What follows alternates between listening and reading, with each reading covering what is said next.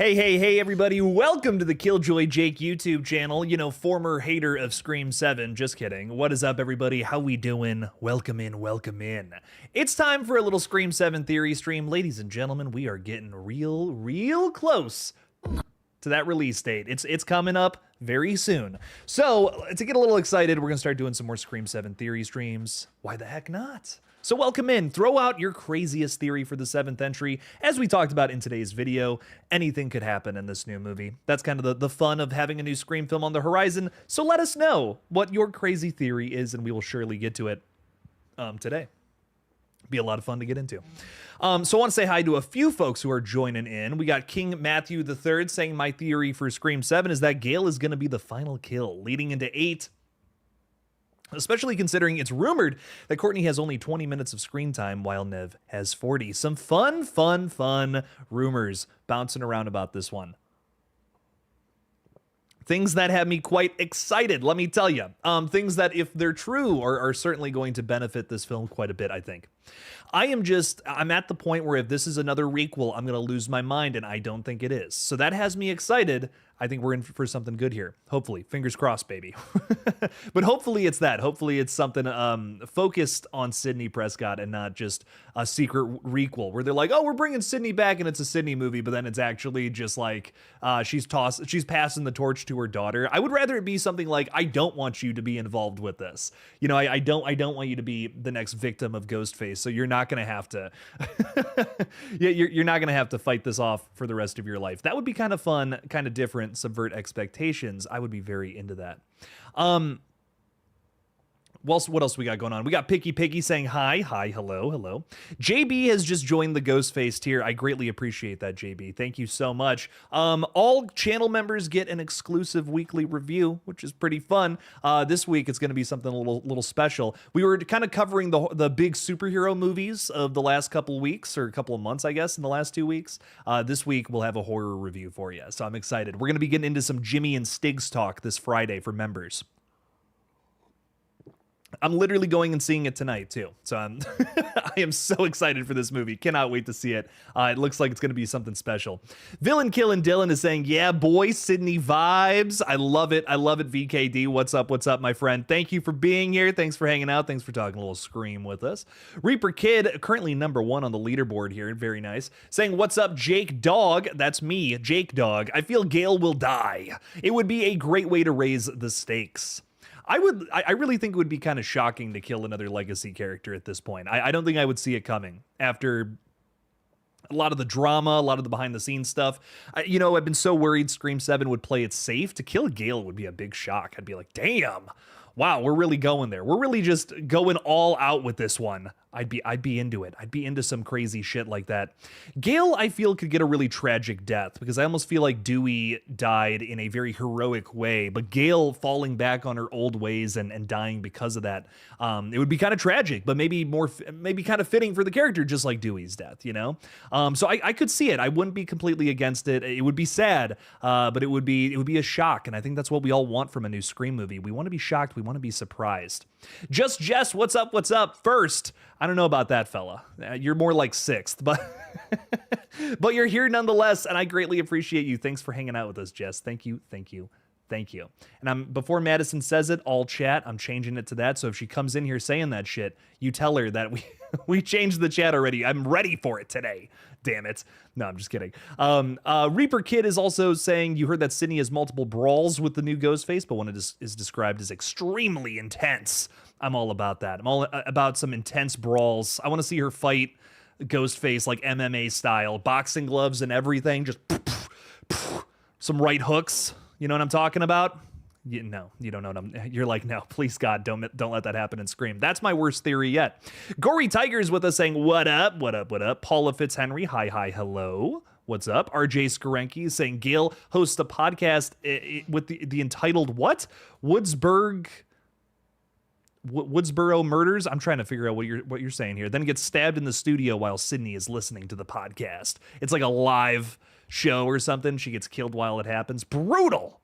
We were all saying before Scream 6 came out, it would have been sick to see Gale die on live television. That would have been messed up. That would have been a huge scene, I feel. So to do something like that here would be so tragic, I feel, for the character. I'd be kind of into that. I'm going to be honest. Red Hood Venom is saying hi. Hi, Red Hood Venom. Welcome in, welcome in. Thanks for being with us today. Shot by Shot was up. Carl Goodard is saying good evening from the UK. Hello to the UK, our friends out there. It's prime time over there. So welcome in, welcome in. Thanks for being with us. Erica's also here, one of our lovely mods. Welcome in, Erica. Thank you for being here. I think we're going to be doing some more gaming tomorrow at some point. So tomorrow night, we're going back to our usual schedule of 7 p.m. streams over there, which is going to be fun.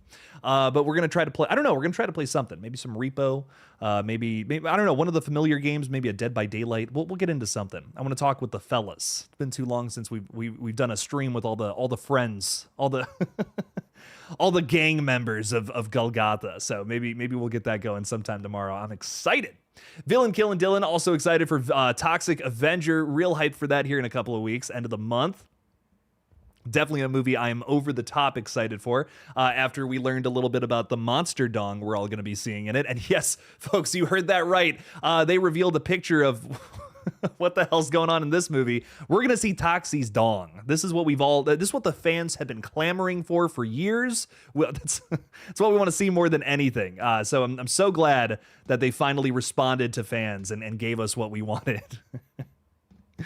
I love it. I love it. But yes, Toxic Avenger, Monster Dong. I'm here for it, man. I'm so glad. So glad we're getting that. I think Scary Movie Ghostface will have a cameo in Scream 7. I think it could be the other way around. I could see cameos happening in Scary Movie 6. I'll tell you that much. Flamingo Productions is saying, hi there, Killjoy. Hi there, Flamingo. How are you? Did you know that flamingos produce milk? I learned that recently, and I think it's interesting. It's red. I think it's blood. I don't know, but flamingo milk, that's a real thing. I want to drink some. It looks tasty and pink. Chris N is saying, my parents are going to be so mad at me. Ah! That's my best, Stu. That's the best I can do. I'm so sorry, Chris. Thanks for being with us tonight. Evil Dies. Did I say an Evil Dies Tonight? Is that what I saw? Did I see that? Man, I haven't heard that in ages. I love that chant. I just wish that all the Halloween movies, they chanted Evil Dies Tonight. You know, I just really think that would benefit every single scene of that film. Only Halloween Kills could do that brilliance, though. A Troll Campbell is saying, what's up, wonderful people? How are you, a troll? You're absolutely wonderful. Thanks for being here with us. Cody, thanks for being a member. Love to see it. Jake, I need your help. I got $50 on a Walmart card, and I want to get some horror movies. What should I get? What would you get? Also, hello and hello, chat. Well, you know, every time I go to Walmart, Madison gets real mad at me because I have to go to the movie section. We can't afford movies right now, but I look anyways. And if I could pick something up, what have I seen a lot recently? I saw The Monkey on 4K. I want to get that bad boy so bad. What else is there that I've been looking at recently? The Monkey's the big one. They had you know what they had? Motel Hell, is that what it is? There's like a 4K of that movie, I think, out right now, and you can find it at some Walmarts. I saw it like a few times ago that we were there. I remember just being like, dude, I gotta pick that up. That one looks good. I recommend The Monkey and Motel Hell. Some weird that's a weird double feature right there, but pick those up. Why not? You know, not too many stores have media sections anymore, which really sucks. Best Buy got rid of their physical media a while ago now, and I don't even go to Best Buy anymore. Like, I literally have no reason to go there anymore, and it sucks. Walmart, at least, still kind of has something, so I got to give them credit where credit is due. Platine Phoenix is saying, I hope they bring back Rose McGowan as some cousin or something. Oh my God, Tatum's cousin. Platum. Wow. Or just Shannon. Like, it's not even a name that makes sense. Like, that's how they bring Matthew Lillard back. It's just Drew, his long-lost cousin. That's suspicious. Maybe a killer himself. Scratches the old beard. Who could it be? Michael Kelsey is saying, what's up, Jake? Haven't been following any Scream 7 news of late, but I'm hearing that you're changing your mind about a little bit, which is honest, but it could change. I'll tell you what, I think all opinions should not be concrete. I don't like the idea of just settling on something before something even comes out. We're in such early stages of Scream 7. It's hard to be so 100% sure one way or the other. So yes, my opinion is slowly changing. I'm a little more excited for the film now. Because I think the biggest thing about this movie is we haven't seen any footage. I mean, the film is probably just wrapping up in terms of post-production. It's not a finished product. You know, we've heard things about it, and there's things I haven't really liked in terms of updates, but there's also some things I have liked. And now it's starting to get to a point where I'm liking more and more and more things. Because I think you can still tell a good Sydney story. You just have to do it in a really specific way. And it's not an easy task, but I think it's possible. And have they done that here? Well, a lot of the things we're hearing sound positive, man. If you're going to tell a Sydney story, go all in on this character. I have been saying this since it was announced that Sydney was coming back. I was terrified that they were going to do a split focus thing. It's like, oh, we're going to pass the torch on to the daughter. Dude, with all due respect to everyone's opinions, fuck that, man. We have seen Scream 5 just did that. I mean, just did. It's so recent. Like, it's not like, oh, we're playing off an idea from like 10 years ago kind of vibe. No, this is in the same run of new films where we can't repeat the same ideas. Come on now. But I like the idea of this being a Sydney film and subverting expectations by making you think it's a requel, but then maybe just not passing that torch at all. So, like, basically Sydney having this relationship with her daughter and saying, you're not going to be the next victim of Ghostface. I'm going to beat the shit out of this guy. So, so Ghostfaces don't fuck with us anymore. That's kind of my running theory regarding Scream now. I feel like that's how they're going to trick us. Right now we think it's a requel, but maybe it's not. At least I hope so. I want to start being a little more positive about the film anyways. I'm starting to get sick of myself saying the same shit with every single video too. So let's start talking a little more positively about it. Let's have a little more fun with this one. There is some good things, damn it. And God damn it, reading some of your guys' comments have truly convinced me to be a little more positive with this movie, because I am excited, and I know that there's things about it I'm gonna fucking love. It's Scream, baby. Universal Disappointment also hanging out with us saying, what's up, Jake? Hope you're well. Same to you, my friend. I'm almost done with my boyfriend's first watch of the Scream movies. Only 5 and 6 left. He actually loved Scream 3. Very nice. 2 is still his favorite, I think. Very nice. Very nice. I'm curious to see what this fella thinks of 5 and 6. That's really interesting. Really interesting little run there. You made it through the Wes Craven movies, now getting into the radio silence era. So that's going to be interesting. I'm all about it. So much love to you two. I hope you have so much fun watching the rest of those movies, and hopefully you're getting excited for 7 too. Madison and I still have to watch all the Scream movies. She has only ever seen the first one, so we gotta change that. Erica, thank you for the $2. Appreciate you kicking off our super chat goal here. If we get 10 of those bad boys, we'll go for another hour. And you're also saying, let's kick off the super chat goal and hit the like button. Hey, why the heck not? You know, just go ahead and hit that button. Or dislike it if you're someone who dislikes Scream 7. I don't know, man. Do whatever you gotta do. But hit some buttons. Why the heck not? Either way, it helps the page. Erica, appreciate the $2. Thank you so much for the support. And yeah, let's hope we hit that goal today. That'd be awesome. Rock and roll, rock and roll. Piper Hollow is saying this is off topic. That's okay. But have you heard about the new horror film Vicious with Dakota Fanning? Yes, I'm really excited for this one. New Brian Bertino film, which if that name does not ring a bell, it should, because that's the director of The Strangers, a pretty crazy awesome film that I love quite a bit, and I feel like they're making a mockery of with the new entries, but that's besides the point. Brian Bertino has also made some other freaking awesome movies like the criminally, and I mean criminally underrated The Dark and the Wicked. Such a good movie. Oh my God, it puts the Conjuring flicks to shame, and it's a very similar idea. Very good movie right there if you have not seen it. I could not recommend it enough. Some would call it one of the most underrated of the 2020s so far. Loved it quite a bit though. I'm always excited for new Brian Bertino material though, let me tell you. So him doing a horror film with Dakota Fanning, rock on, let's make it happen. I'm here for it. Day one, I want to eat this up. Yum, yum, yum. Put it in my mouth. Let's go. Cinepixel is saying, one question, why does Scream 4 and 5 have 10-year gap between their releases? Lots of reasons.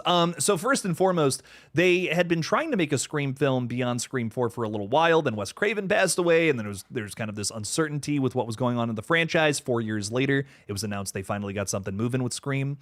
They got radio silence back on the project. They got a script together, and that took a little while because of COVID, and then we finally got it at the top of 2022. So why did it take like 10, 11 years to make that happen? Well, it's a few reasons. You know, Wes Craven was getting old, wasn't ready to tackle a whole new movie. They were also getting into the series for a little while after Scream 4 came out. When was that? Like 2015, 2014, 2015 that the sequel, not the sequel, the series premiered. So the Scream franchise was doing a lot of different shit especially in the middle, kind of tail end of the 2010s. And now we've kind of gotten back to movies with a whole full on reboot, baby. But yeah, Wes Craven's passing in the show definitely had a lot of effect on that. And now we're back to movies, which is nice. I prefer movies. What can I say? Aim Punched is saying, isn't bringing Sydney back again and again a repetition of an idea, but can they do it good? I mean, you could say that about any character, though, I feel. You could say, well, isn't that just kind of doing the same thing over and over again? I think that if they have a good idea, and it seems like they do, I'm here for it. I'm open-minded to it. And I think I even said it in my video today. I like the idea of analyzing modern horror trends through the legacy characters. That might give our longtime fans more of an idea of where this franchise could go moving forward in terms of making progress and not just doing the same thing over and over again, because that's only like doing the same thing over and over again and just doing what the original Scream did nowadays. It's not gonna hit as hard. It's just not. It hit really hard in 1996, and it is a very effective film that is really fun to watch and probably one of the best of all time. But I think now, if you want to try to hit on that same success with the sequel, you kind of have to analyze what's going on in horror right now. And sometimes that's going to be easier to do with new characters. I do agree. But can we kind of convince the longtime fans with Sidney Prescott that this works? This is a fun thing. But maybe to move on to new characters, we have to do this with Sidney Prescott first. Passing the torch in terms of new techniques and new ideas with the old characters. I feel like there's a balance there that would make for a nice transition into something where we eventually get new characters facing off against Ghostface. But I almost feel like Scream 6, I said it in my video today, I feel like Scream 6 is a film that maybe took one too many steps forward and didn't make that transitional period where some fans just kind of felt like hit over the head with the film, that tried to do too much new stuff and didn't even feel like it was Scream anymore. That's I feel like a lot of the negativity I hear about Scream 6 boils down to that. It's a film that really, really, really tried to do something else. And I feel like that's why it didn't work for so many people. I said it in my video today, if that was Sidney Prescott in the bodega being hunted down by Ghostface with a shotgun, more people probably would have liked it in terms of longtime fans. You know, the majority of people who complain about Scream 6, it seems, are the folks who have been here since the beginning. They don't like that the narrative has shifted onto new characters, and I totally understand that, especially when Scream 6 is something that swings for the fences. So I think that what can we do to kind of move this franchise on into new stuff without just continuously repeating the same stuff with the OG characters? I think you got to apply new ideas to the old cast and crew with Scream 7. This could be your transitional film, closing out the Sidney Prescott story while introducing new ideas, showing they can work well, and then pushing into something else with Scream 8. Whatever that ends up being, I'm here for it. I'm down for some new stuff in this franchise, but maybe not everyone is. And I think Scream 7 could be that movie that actually pushes the franchise forward. I personally think Scream could go on forever. I think that this is a franchise, we could make a new one of these every 5 years. Truly. Truly. There's always going to be something to talk about in horror, especially with every decade that passes. We just did a live stream on this page talking about 2010s horror and how absolutely bonkers that was, especially in comparison to where it is now. We've been talking a lot about how the 2020s has seen a slasher revival that wasn't really as popular in the 2010s. There was a few movies that popped up on that stream on Friday that were slashers, but the majority of them were ghost stories and art house films. That's what dominated the 2010s. And if you were to make a film kind of making fun of that, that's probably what you would have focused on. If, like, let's say a scary movie came out in like 2018, what would it have made fun of? Movies like Hereditary, movies like Insidious or The Conjuring, something along those lines. Nowadays, it's a little different. 2025, here where we're sitting now, whole new space of horror. What would Scream hit on in terms of what's happening right now in the slasher craze, in the I'm trying to think what else, like this indie boom we're having, where all these like splatter flicks are coming up and being made with like no money, and they're making a fuck ton at the box office, being released unrated. You got to comment on that with the Scream film. You have to. It's just too fun not to. It would be crazy not to, I guess is my point. Child of the Corn is hanging out with us. What's up, Anthony? How's it going, dude? Going to see Nobody 2 on Wednesday, planning on seeing. I still haven't seen the first Nobody, and I love Bob Odenkirk so much. I can't believe I never saw that film. I've heard not great things about the sequel, but I definitely still want to see it. I don't even care. Definitely want to give this one a watch if I can.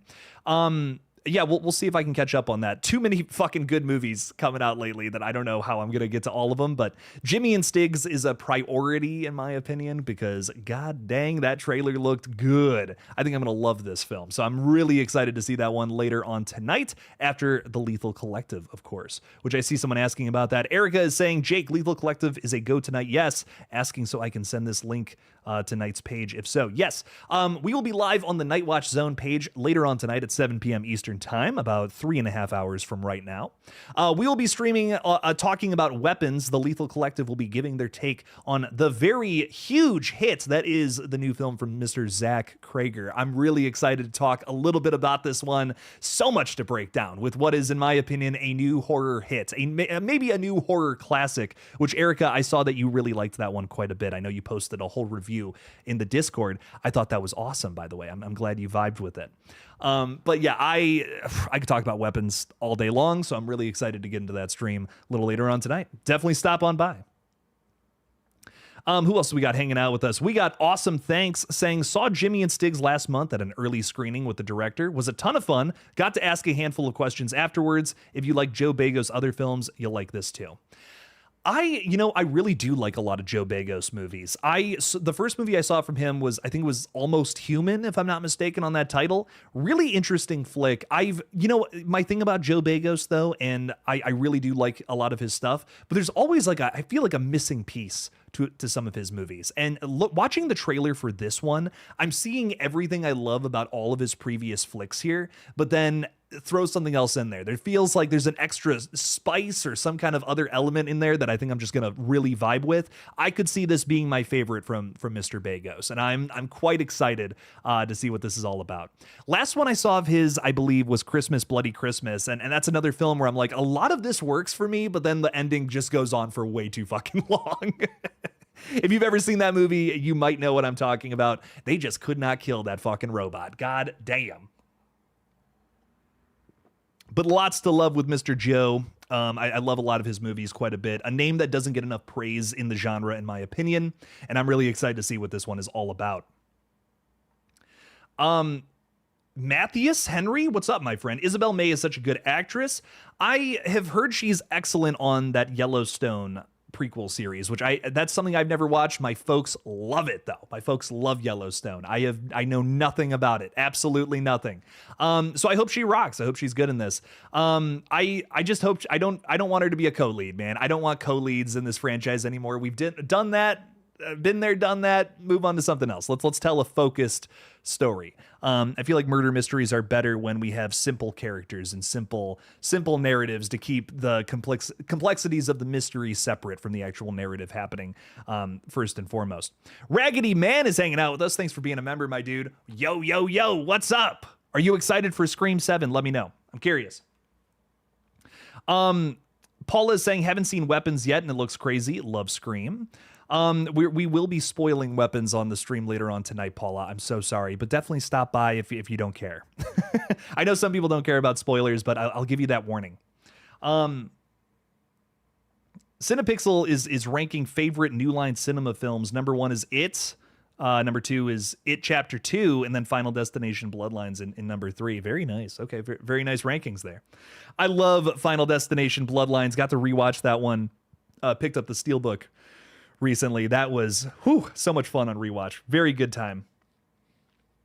That's one of my favorite releases of the year, man. And usually the franchise continuations I don't like as much as the original movies, but I could see that one easily making my top 10 this year. Really blown away by the new Final Destination. I liked it quite a bit.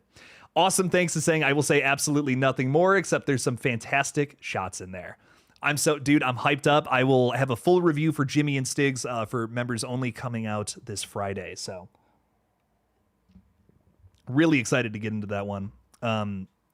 It's again, just a movie I'm so over the moon excited for. What else is going on? We got Child of the Corn saying Weapons hands down best of the year. I think without a doubt it's my top my top choice. It's my number one. I loved it to death. If you guys like Scream, you want a good mystery, you want a good crazy reveals, shocking moments, you're gonna get that from Weapons, let me tell you. Kingston Review Games is saying, I want to watch the new Scream to see if I am really that bad at predicting the killers in shows and movies, as I failed to predict in The Residence and I Know What You Did Last Summer show. I think that once you know, it's funny, I've been covering a lot of different murder mysteries, and I feel like the more you watch, the more you start to kind of pick up on the tropes, like the things that tend to happen in all these kinds of stories and murder mysteries and all that stuff. I would also recommend reading some Agatha Christie, which is something I've personally analyzed to kind of understand a lot of like modern murder mysteries, where we're coming from. A lot of the murder mystery stuff you see in movies and TV shows, 9 times out of 10, it's something taken from an Agatha Christie novel. And I'm so serious. Like, it's like typically the same flow and feel of one of those old school murder mystery stories, but applied to something modern, and maybe done a little differently, but still the bones are there. So you can kind of pick up some things. And it kind of has ruined murder mysteries for me in a way. Like, I think the majority of them I see now, I have figured out. Honestly, the last one that kind of fooled me was Thanksgiving. And pretty much since then, I'm like, yeah, okay, that person's the killer. Gotcha. Cool. Let's move on. Thanksgiving kind of fooled me because I was just so hell-bent on the boyfriends. That's all I'm gonna say. I was just like, it's gotta be one of them. There's some clue coming out, and it was all a ruse, is what I didn't realize, which is nice. But I'm glad Thanksgiving got me. I like when a movie can fool me like that. Yeah, don't like, and MT, I agree with you big time. I know a lot of people don't care about spoilers, but don't get Weapons. This is one you really don't want to get spoiled for you. It's such a special movie. I couldn't agree more. What else is going on? We got Picky Piggy saying, how are you, Jake? I'm fantastic. I feel great this afternoon, let me tell you. I'm in a very good mood. I'm chilling. I'm vibing. It's a Monday, but you know, we're almost done with Monday, and that means it's only downhill from here for the rest of the week, and I'm loving that. So life is good. The positive vibes are up. You can't complain. You can't complain. Damn it. Life is good. Hopefully you're doing good as well, my friend. Matthias M. Henry, that's what I'm going to say. Do you watch Gen V? I think Asa German can really be a killer in Scream 7. You know, I thought he could be a killer in Scream 7 just from looking at the fella. That's really mean, but man, he looks like he was like assigned killer at birth. I don't even know how else to explain that. Dude, yeah, if this guy's not the killer in Scream 7, I'd be shocked from that alone. Dear God, he's got to be a bad guy on Gen V, isn't he? I haven't seen it, unfortunately. I'm woefully behind on The Boys. I've watched up to season 3. I have not seen any of Gen V. I have not seen season 4 of The Boys. Just have not had time to put that on, man. It has been chaos over here. So old Jake's been busy, but I would love to catch up on that. I really do love The Boys. Gen V, I hear, is also very good. So maybe we'll get around to that at some point. Pat and Jester is saying, Jake, just got here from your Scream 7 update. Also, where are you going to see Jimmy and Stiggs? I'm trying to remember. Which theater. I have 3 theaters very close by now. It's so weird. I used to only have like 1 theater I was close to, and now I have 3 of them. I think I'm going to either a Cinemark or a Regal, if I'm not mistaken. So one of those has a showing tonight. There has been not as many showings for this one. I think it's a little more of a limited release, coming from a very fresh new company, Eli Roth's horror section. That's what it was. So this is kind of like it's a new company. It's a smaller release for that reason. I feel they're still building this. Eli Roth and Joe Bagos, some bigger names in the indie scene for sure, but it is still a new company all in all. So definitely excited to see this one though tonight at I can't remember, sometime later on. Jeffrey Reddick posted a tweet saying Final Destination 7 is in production. What? Oh fuck, I'm gonna have to talk about that tomorrow. Final Destination in production. So like the script is finished and they're shooting is what you're saying. Hey, okay, like actually pause everything, because that's huge if that's true. Because yeah, if they're shooting this already, dude, they are fast tracking a sequel. That is wild. It's in the works. Okay, I'm like, hang on, buddy. What do you mean they're shooting this one already? That's insane. They just started the scripting process. It'll be a few years before the movie starts filming. Okay. I'm like, damn, that would be wild. I am definitely going to talk about that a little bit tomorrow, though. It's still a new update from Mr. Jeffrey Reddick, a franchise creator of Final Destination, and that is very exciting in my opinion. Picky Piggy, thank you for bringing that to my attention. We'll be talking about that in a brand new video tomorrow. I was going to talk about, I actually had another Scream update, but I'm like, I cannot post 3 Scream videos in a row. I got to break this up with something else. We just had a really interesting Scream thing, and I want to save it for a video because I got a little bit of a theory regarding a smaller update that came out today, but we'll get into that maybe Wednesday. It's nothing too crazy, but I think it's going to be make for a fun video. I love this name, Horror. I see what you did there. Saying, yo, I am so excited to hear about Nev's potential screen time. 40 plus minutes, dude. That's insane. That's more than like all of the sequels. Fun fact. That's pretty fucking sick. So if that's the case, I'm really happy about that because I don't want to, like, dude, if you're going to bring Sidney Prescott back, bring back Sidney Prescott. Don't fucking do that. Don't do the third act backup thing. It was fun and it was exciting in Scream 5, but it was totally unnecessary. You could have made that whole movie about Sam Carpenter and it would have been fine. It would have been totally fine. Bouncing around between like, hey, we're going to focus on Dewey now. We're going to focus on Gale now. We're going to focus on Sidney now. It didn't work for me in Scream 5. It wasn't like Weapons where you can just bounce from character to character and they can give you some new part of the mystery. That's not really how they handled it in Scream 5. I feel like there was characters there who were only there to push, the nostalgia of this whole thing. And it's just like, come on, man. I think that sucks for Sidney. I think if we're going to have Sidney Prescott in a new movie, like do it up, have her be the focal point of this, not just third act backup. So glad you like my name, Jake. I do. I like it quite a bit. 10 out of 10 name. But yeah, hopefully Sidney is actually the focus and not just behind the scenes. Oh, it's actually about my daughter the whole time. I fooled you. You know what I mean? That's not what I want from Scream. I wouldn't mind following a new character, but don't have the legacy characters there to help them. Like, I don't know. I want one or the other. Stop giving me both. Dave Primero is saying Scream 7 Killer needs to be the reveal in the next movie and isn't part of the announced cast.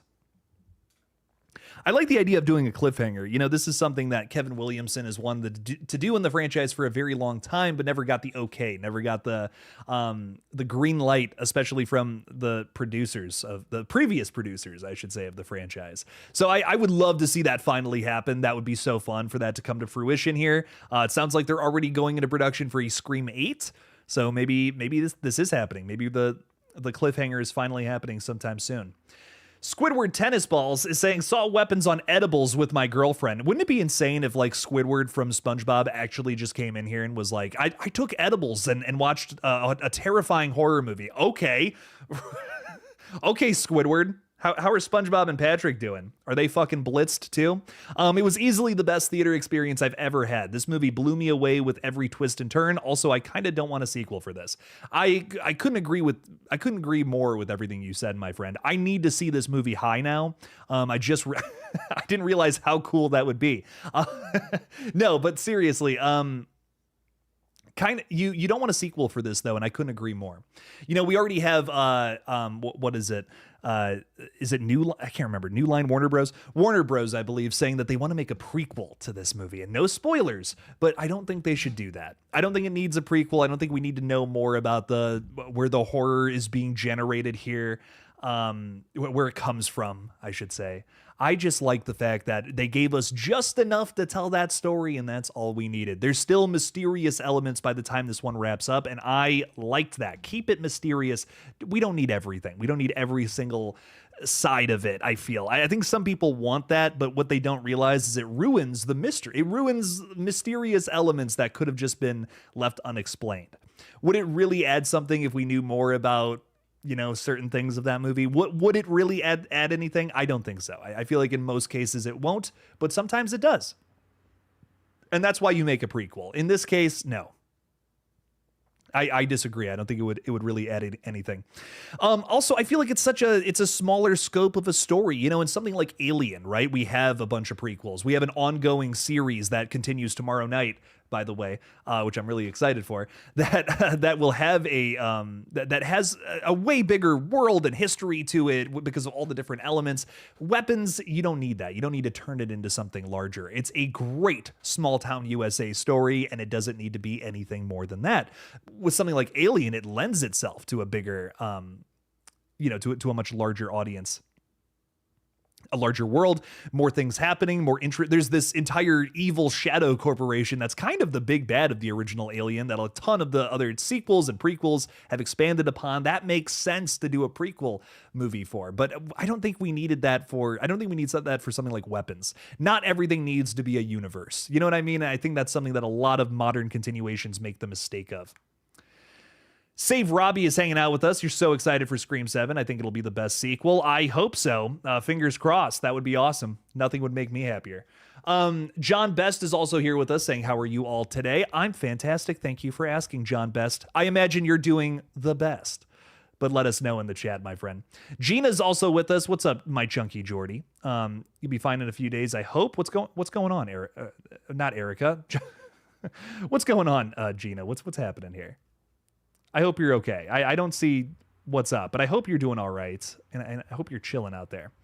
Make me sad if you weren't. I believe we're going live on Knight's channel at 7 o'clock tonight, if I'm not mistaken, but he might have changed the time. I see people asking about that down in the chat. When are we going live? We're going live at 7:35. Okay, I don't know why, but okay. 7:35 tonight, rock on. Weapons versus Scream, modern horror versus old school. We'll be chatting about that, getting into some Weapons spoilers. So definitely stop on by. It's going to be a ton of fun. I'm really excited for that stream. I just, any excuse I get to talk about Weapons, I will take. I've literally hopped onto other people's channels and talked about Weapons. That's how much I love talking about this. What else is going on here? Jay Tinsel is saying Weapons plays off 11-14. It's the same structure, different genres, and both worked admirably, but 11-14 did it better 23 years ago. Am I the only one who thinks both are similar? I think that they're both vignette storylines. I feel like they're, in terms of like what they actually get themselves into, they're different. I see what you're saying in terms of structure, but I feel like in terms of concept, both films are very different. But Jay Tinsel, if I'm not mistaken, you're the fellow who actually sent me a DVD copy of this film because you're so passionate about it. 11-14 specifically. And it was a really cool movie. I also really like the structure of that one quite a bit. So Erica, no, you're all good. I didn't know we were doing 7:35 either. I just figured that out myself. So no worries. Awesome. Thanks to saying, we know your favorite of the year, but what's your least favorite so far? I have a few options for that, and I will throw them at you right now. There was 4 movies that I feel like are scraping the bottom of the barrel, absolute garbage juice, and we're going to talk about them right now once I pull them up because I want to remember what they are. So yeah, my four movies that I feel like any of these could be at the bottom right now for me personally. The Woman in the Yard, just a very repetitive grief story, not a whole lot of interesting things happening here, tons of missed opportunities, and a storyline that is a snooze fest. I mean, this moves at a snail's pace and barely anything happens. It is a very boring movie. And as I've said many times on this page before, the worst thing your movie can be is boring. It's not even a so bad it's good. It's just slow and nothing happens, unfortunately. Hurry Up Tomorrow, another choice for bottom tier, dude. This was a stinker. This is a vanity project from The Weeknd. He just had a lot of money and he's like, let's have Jenna Ortega dance in this too. Maybe it'll be successful. It was not. Clown in a Cornfield, another just big stinker for me personally. Just did not like this movie. Predictable at every turn. I saw the twist coming from a mile away. The dialogue was likely written by AI. I just have no love for a film that can't structure characters or a plot line very well. I don't know what happened with that movie. The book has to be better, right? Yikes. And then the film that has to be worst of the year, War of the Worlds with Ice Cube. Dear fucking God. That should have stayed rotting on an Amazon shelf somewhere. That was one of the worst films I have ever seen in my life. But at least it was kind of funny.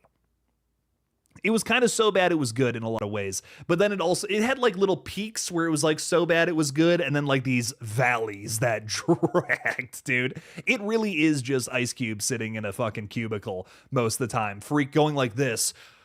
because aliens are invading. It is it's quite hilarious, I'll tell you what. But I War of the Worlds with Ice Cube, man. Why release that movie? I don't know. But I guess it is trending. So maybe it worked. Maybe it did work for Amazon. Sometimes sometimes hate watching things can be successful, which is kind of crazy to think. But those 4 movies, bottom of my list. Like, wow, just I wasted time watching those 4. Samantha Robinson is with us saying that we come to the movies to have fun, not to get depressed. It's something like Woman in the Yard. Women in the Yard, it was depressing, but I just feel like it was more boring than anything. I don't mind a movie that can get a little depressing. Honestly, I can vibe with a movie that's supposed to be horrible. It's supposed to make you feel repulsed, but I think that's a different conversation. King Matthew III is saying, "What's up, Jake? How are you doing today? Sorry I'm late. You were here at the top of the stream. I think you were the first chat that I read. You're early. You could have fooled me. That's all I'm saying. I'm currently prepping for my wedding. Oh my God, because my fiance proposed to me last night and I'm getting married next month. Oh my, there's going to be a queen. There's Queen Matthew. Wow, no way. King and Queen coming before us right now. This is so exciting. Well, wow, this is wonderful to hear. The wonderful thing to hear. Or maybe, I don't know, maybe 2 kings. I didn't mean to assume. I don't know what the hell's going on with you, but to my friend King Matthew III, congratulations. I'm so happy for you. I remember I proposed to my fiance a little while ago and it was one of the best days of my life. So I hope that you're feeling the same thing right now. And I'm so excited for you. I don't know what else to say except that congratulations, so much love. And no worries if you're a little late to the stream, if you're preparing for one of the most important days of your life. You don't have to apologize for that. I totally understand, my friend. Congrats. Throwing the confetti up in the sky, just like this. That's how excited I am. Jay Tinsel is saying, does Weapons rank top 5 horror movies of 2020s, like in the decade? If not, what's your top 5 list of the past 5 years? Weapons is without a doubt in my top 5 of the decade, like without a doubt in my mind. I was not exaggerating even in the least bit when I said that the film is truly an all-time classic. I'm so serious about that. I still feel that way weeks after seeing it. It's one of those movies that I feel like a changed man walking out of that film. I don't know. That's a rare horror film. We don't get those all the time. It's definitely, from all the movies I've covered on this page since like late 2019 when I started this channel, that's easily one of the best I've seen. Easily one of the best of the new releases, without a doubt. I'm really trying to think what else would be on that list. I think Terrifier 2, just because of the cultural impact that one had. I mean, that has influenced horror in so many ways, and it's so much fun. It's so intense. Such a fucking blast of a film. Really trying to think what else I would put up there. Probably The Substance, Barbarian, arguably. Barbarian would maybe be up there. The Substance, I think, definitely. Man, there's so many good movies. It's so tough to say. I think there's an argument for Talk to Me. I think there's an argument for like X or Pearl or something, one of those movies. There's so many good movies that have been made in the last 5 years. I'd really have to sit down and think about that. I'd have to go through like my entire like review playlist and just see all the movies I've reviewed and really think about that. So much good stuff there. Hey, Perry Moberg is with us. Thanks for being a member, my friend. Saying Weapons and Together, 2 great summer horror movies. Jimmy and Stiggs was okay. Appreciate it. I'm really excited. I'm seeing that one tonight. I'm excited to get into it. I love me a good splatter flick, and this kind of seems to be what that one's all about. Cocaine fueled alien destruction. So I'm into that. I'm into beating the crap out of bunch of aliens trying to abduct people. Let's run it. Let's run it. Let's see what that's all about. That's going to be fun. Perry, thanks for being a member, my friend. Thanks for being here. We also got awesome thanks seeing, without spoilers, curious who your favorite character from Weapons was. Oh, man, I have a soft spot for Justine. I think she is just so sweet. And I totally, like, she's one of those characters that I knew everything about her from like one little moment of her backstory. And I think that's just writing at its best. She's a character who, and this isn't really a spoiler, but there's a conversation between her and the principal at one point in the movie where they talk about how she was reprimanded at a previous school for taking a kid home who missed the bus. This is something that's against the rules, but she wanted to make sure that the kid made it home safely and didn't just walk home. And I think that says everything you need to know about Justine as a character in one little back and forth between two characters. I related to Justine probably the most from the cast. She always has good intentions, but she goes about it in a chaotic way. And I really liked that about her alignment as a character. So I don't know. She was probably my favorite character, if I'm being honest. Lots of great characters in the bunch, though. Was it Jimmy? Was that his name? I can't remember. The the one played by Austin Abrams. The junkie. He was one of my favorites too. I really liked him. Raggedy Man is saying what made Weapons so good for me was that it was something fresh. Totally agree. I feel like that's a movie that just we don't get a ton of those these days. That felt very fresh, very new. Erica is saying haven't seen Together yet. It was a toss-up for me for which to go see. Weapons or Together. I picked Weapons. Both would have been great choices is what I'll say. Both movies excellent, but I'm glad you saw Weapons. I really liked Together, like definitely a top 10 from the year without a doubt. But I think Weapons is like, that's beyond a 10 out of 10. That was something that was truly something special. Together was like a really good movie though. Like you got to see that one. Had a really good time with that movie. Samantha saying, Jake, what do you think about a Final Destination with a cave collapse? I'm going to be talking about natural disasters in the Final Destination series in a new video coming out very, very soon, where it's imminent. This is something that's been brought up on live streams quite a bit, and I think it's such an interesting concept. We've never had a natural disaster be like a premonition kill in the Final Destination series. Every single one has been a man-made disaster. And I want to talk about like how the series could explore that in the next movie and how that could stand out from the bunch. And it's a pretty interesting point that's been made on a few streams now. Cave collapse. That might be something I'm going to have to bring up in that video because I thought that was really interesting. That is an interesting take. I like that quite a bit. Squidward Tentacles is saying your out of theater reaction to Weapons is what made me see it so soon. I saw it the next day. I was super excited after I saw your take on it. I usually try to like, when I film those videos, I'm like, I don't want to, if I really like to film or if I really dislike the film, I'm like, I don't want to be too over the top. I don't want to be too over the top one way or the other. Because not every movie not every movie elicits a reaction that's like, oh my God, this is the best thing ever. If you do that every single time, no one's going to take you seriously. But Weapons, and I cannot stress this enough, deserved that kind of reaction more than anything. So that's something that goes through my brain whenever I make those videos is try to set it at a certain place, even if I really did like something. 28 Years Later was a movie where I was like, I really liked that, but there were a few little tiny minuscule issues I had with it. So I don't want to just come out the gate being like, greatest thing ever, even though I still kind of feel that way about 28 Years Later. What can I say? Perry Moberg's throwing 5 out there. Thank you so much for the support, my friend. Saying horror movies have saved me in some ways. No joke. I love these streams and the horror community here. Perry, I can't stress this enough when I say me too. I started this whole page because I was in a very dark spot back in 2018, and I've crawled my way out of that pit ever since. So what I can say is you got to latch on to the things you love in this life, and you got to make them a focal point if you can. Sometimes you have to do that yourself. Sometimes you have help, but all in all, it takes a lot of personal strength and something that you don't always have, or something that you can't always figure out in just a single day. So my friend, all I can say to you is so much love, so much support. You have a great community around you. You'll always have the horror community just pushing you up. You know what I mean? And I think that's something that's so great about this community specifically.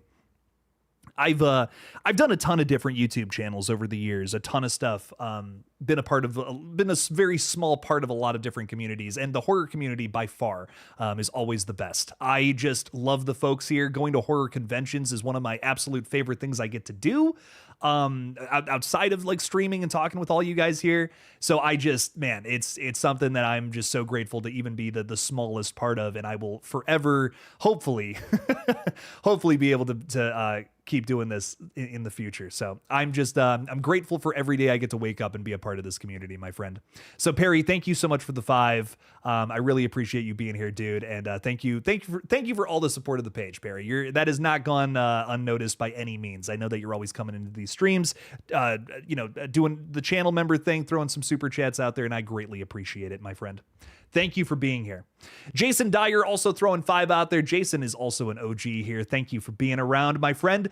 And you're talking about alligator. We love it. It's time for Universal Horror Nights to do an alligator maze. They're like 45 years late on this, Jason. We got to get moving. Come on now. Someone needs to do an alligator remake and turn it into a franchise. Let's go. They got to do something better than Alligator 2. It was okay, but it just wasn't as good as the original, man. You know what I'm talking about, Jason. Fellow Alligator super fan like me. I love that, dude. Alligator is such a good movie. No one knows about it, and it's a shame. It was written by the same guy who wrote E.T., so you know it's good. If you're like, what the fuck are we talking about? I thought this was a Scream stream. Ladies and gentlemen, stop what you're doing and go look up Alligator and watch it. Do it for Jason Dyer. I'm the world's second biggest Alligator fan. Jason is number 1. So go watch this. It's a banger. It's a genuine creature feature banger of a film. So damn good. And Universal needs to make a damn house based off of it. I couldn't agree more, Jason. Dude, thank you for the 5, my friend. Thank you for supporting the page. As always, I love your farmer's cap, and I wish I had one. I wish I had one myself. Thank you for the 5. Thank you. Thank you.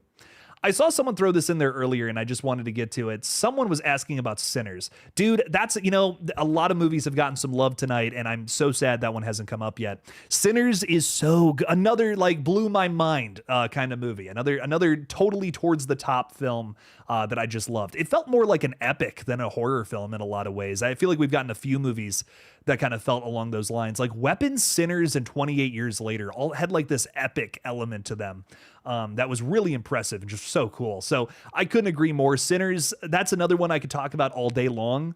Lots of different angles to that movie in terms of some of like the Jim Crow commentary that it gets into, the way it handles vampires in a traditional yet unique way, which is a tough thing to break down. There's a lot of traditional elements to vampires that are brought back in the film, but then they're also, the way they work, it's almost like a hive mind, which is cool. You don't see that all the time when it comes to vampires, and I thought that was really special about the film. So the things that it decides to take or change about the vampire mythology was really fucking sick. And the ending of the movie, any other film that would go on for that long, I'd have an issue with, but everything Sinners does at the end is fucking awesome, dude. I was like, there was a certain point in the film where I'm like, is this gonna end? But I didn't even care, because I'm just like, no, keep going. Okay, everything you're doing is so fucking cool. I want to keep lapping up all this crazy shit that's happening at the end here.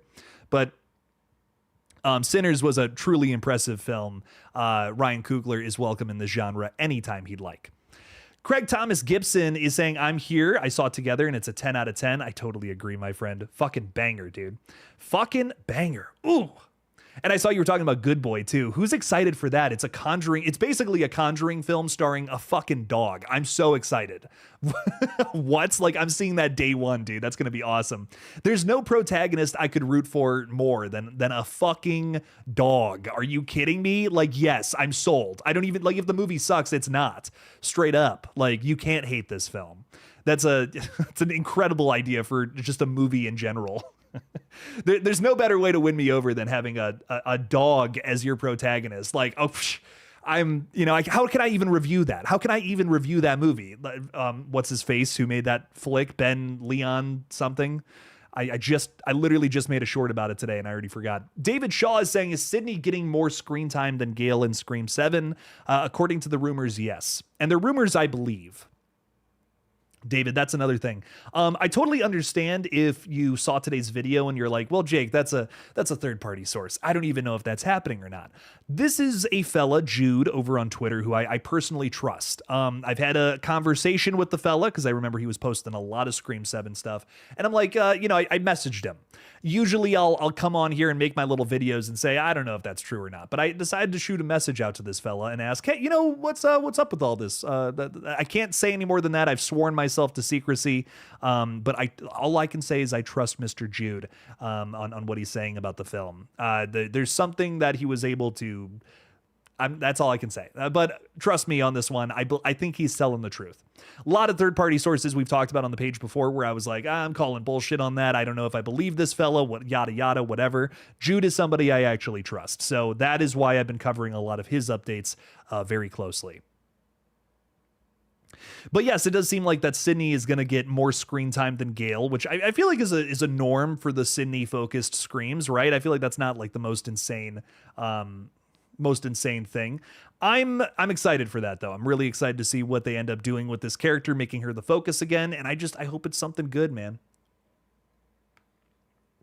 I hope it's not your same old, same old. You know, I think more than anything, that would be the most disappointing thing when it comes to Scream. Don't do the same old, same old. Have I seen Final Destination Bloodlines? Yes, it's been a darling on this page for the for the last couple of months. I'm not gonna lie, Final Destination saved this channel. I'm just gonna be totally honest. If it wasn't for my Final Destination coverage, I don't know if I'd still be doing all of this. So I'm very grateful for all of that, let me tell you. But Final Destination, it has been something that I've been covering very closely. I'm going to try to have a Final Destination video, at least one of those a week on the page moving forward. And I'm really excited for part 7 that's now in production, not being worked on, now being scripted. Not quite in production yet, but we are moving forward with it very soon, and I'm quite excited for it. So lots of exciting stuff happening there. Check out my review of Bloodlines if you missed it from earlier this year. Erica is reminding everybody, hey, if we want to chat for another hour, we got to make our super chat super chat goal, ladies and gentlemen. We got 4 hours. We have 4 minutes and 40 seconds to do that currently. So throw something out there. Who knows? Who knows what'll happen? We'll see what's up. David Primero is saying, have you watched Blood Surfer? Blood Surf? Crocodile movie from 2000. They need those movies again. I'm always down for some silly creature features. I could not agree more, my friend. I've not seen that one, but I was just thinking about a sci-fi original movie I saw as a kid called Frankenfish that absolutely fucks. Frankenfish fucks. That would be my quote on like the DVD if I could make that happen. Probably not. If they re-release like a 4K, they'll throw that on there. That'd be awesome. But I really liked Frankenfish. That kind of reminds me of that movie. For whatever reason. Jason Dyer, thank you for the 5. Appreciate that again. Saying, I'm looking at this in a positive way. The look and photos from the Friday the 13th TV series are awesome. Some possible Crazy Ralph things going on. Can't wait. I'm also very excited for that. I saw a few of the photos. I haven't seen everything. I saw a picture of Linda Cardellini dressed up just like Pamela Voorhees, and I thought that was sick. So definitely excited for that one without a doubt. I hope it's good, and I love the idea of Crazy Ralph being back. Some of the characters who die in the opening scene of Friday the 13th are going to be main characters in this new show, which is hilarious. I am all about it, dude. So yes, I hope the series rocks. And I didn't hate Sweet Revenge. I also didn't love it. I'm kind of in the middle on that new short film that just came out. It just kind of felt like, I don't know, maybe it was the wait, maybe it was the fact that we waited 16 years for that kind of just lowered. I should have lowered my expectations maybe a little bit, but overall I was just kind of like, this is a cider commercial. I don't know. I wish it was more than that, I guess is my big point there. But I'm hoping the show will be a little more in-depth story-wise, because there was some cool story things about Sweet Revenge, but just not enough to feel fully fleshed out. I remember when we were approaching my short film Chicken Man last year, I was like, well, we can't do the full story in a short. Then we're just speed running a feature film. Like, I don't think anyone wants to see that in a short film. Let's just show them the opening scene. And that's kind of how we approached the Chicken Man short. It was like, let's just shoot the opening scene how I would want to do it. And then we'll maybe we'll get to tell the rest of the story later. And I almost wish that we could have done that with this Sweet Revenge short, like just teased the concept, teased some of the new stuff in just like in just one little setting, opposed to what they did, which was essentially just speed running an entire film. And I guess I wasn't really crazy about that. It felt like just way too fast paced for me to actually care about anything that was going on.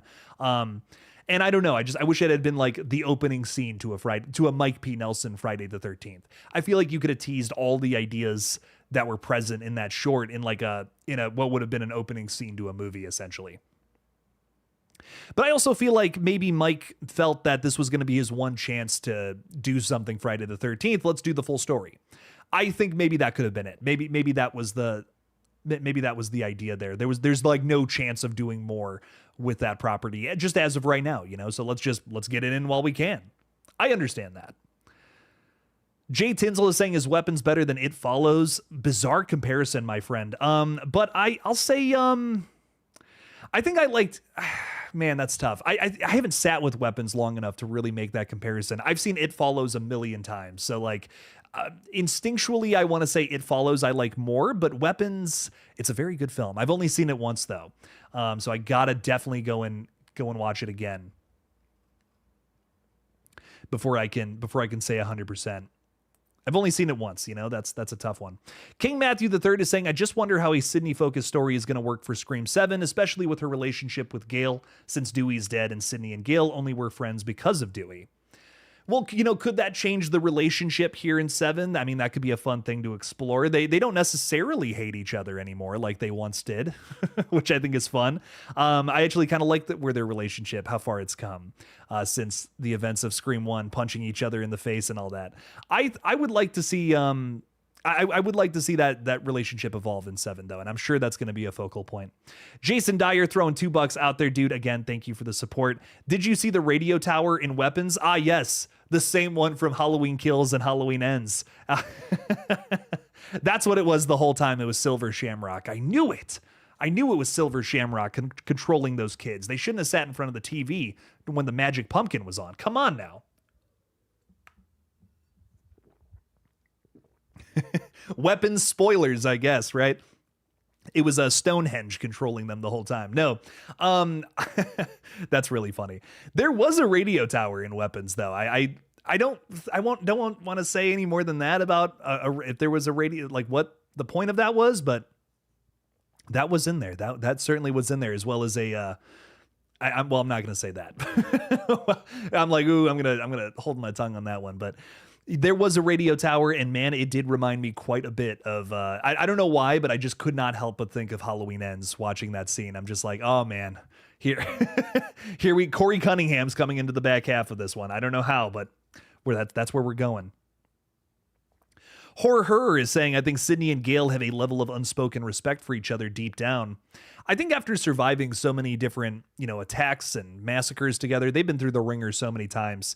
I think it's just like, it's not like a forced friendship is not the thing not the way I want to word that, but it's like they have this connection that's, there's no way to untether it now after everything they've been through. Trauma builds relationships. You know what I mean? When you go through that together, when you have a side, someone you fought alongside, no matter what your differences are, that can change everything, So I feel like Sydney and Gale, while they are conceptually two very different kinds of people, they do have, I totally agree. They have an unspoken respect for each other.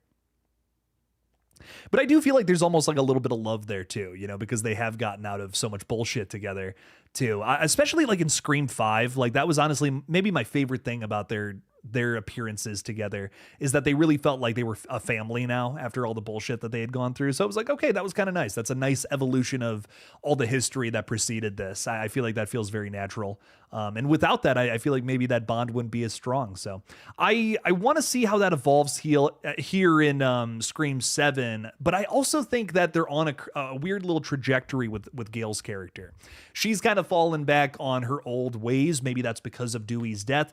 Could Sydney kind of have a chat with her about that? Could that be maybe Gale's arc throughout this movie is, she's here investigating the new Ghostface killings, likely for a book. Could she, her and Sydney have some sort of talk about that? Maybe Sydney saying like, whatever happened to the Dewey book? Why? I thought you were going to change. I thought you were going to move on. And here you are still doing the same old. That could be a cool thing for Gale to explore in this new movie. And again, I know some things about Scream 7 I can't share, but I feel like that's a likely path that we're getting on, that we're getting ourselves into. But some exciting stuff. I think they're going to do some fun stuff with Sydney and Gale in this new movie. So I'm excited. Pat and Jester is saying, I wonder if they filmed Weapons in the same place they filmed Halloween Kills and Halloween Ends. It actually kind of looks a little like Haddonfield-esque, Maybrook. I actually kind of got a little Michael Myers vibe a few times. There's actually a scene in particular, and all I'm going to say is right at the end of Justine's arc or little vignette that kind of reminded me a little bit of a scene in Halloween. That's all I'm going to say. David Primero is saying it will be shocking if Ghostface puts Gale in a Ghostface suit and mask and got accidentally killed by Sydney for mistaking her to be the killer. So like everyone thinks Gale is the killer now, essentially. That's fucked up. That could be a whole thing though. I'm kind of into it. I'm kind of into it, David. Phoenix 2520 is saying, Jake, it's your fave snowman. What's up, my friend? How are you? Still here, haven't melted yet. I'm shocked. It has been a fucking hot summer, my friend. So stay cool, hanging out in that freezer there. Just watched your Scream 7 update, so I'm still going to be on the Stu train, man. I think at the end, the mask comes off and it's going to be Stu. It's possible Matthew Lillard's coming back, baby. Anything can happen for Scream 7. But I really do believe it's going to be a flashback. And what would really bum me out is if that's how they utilize him. They do bring back Stu, but in a flashback, and a lot of people just hate the film because of that. That would bum me out. A lot of that would be that would bum me out if people judge the movie just based on things they thought could happen in terms of fan fiction. I don't know. That's something I'm worried about with the movie is now that Matthew's back, the Stu train theories are off the hook, and what if they don't do that? And then, will people be disappointed? I don't know what the reaction's going to be, but I don't know. I just don't think Stu's going to be our killer overall. And that's even putting my bias aside. I just don't think it's going to happen. Honestly, I don't even think it would be like the worst thing ever, because I think so many people would love it so much. But I honestly, just based off of what I know, I don't know if that's going to be the case. But my favorite snowman, you keep wishing, keep coming up with some crazy theories. I'm all about it. That's what I'll say. And I'm quite excited to see what they end up doing with this new movie. Let me tell you.